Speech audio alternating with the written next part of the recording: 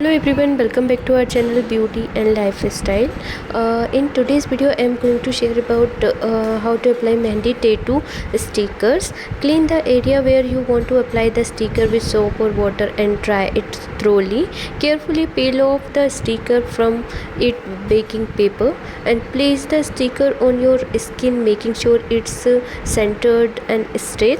Gently press down on the sticker with your finger, smoothing out any bubbles or wrinkle.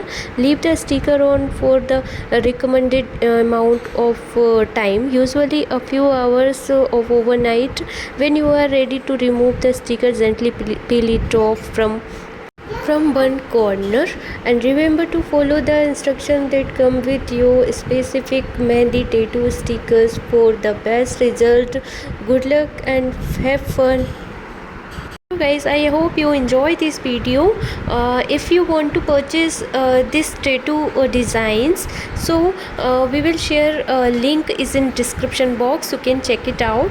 Until then, bye, take care, and thank you for watching my video.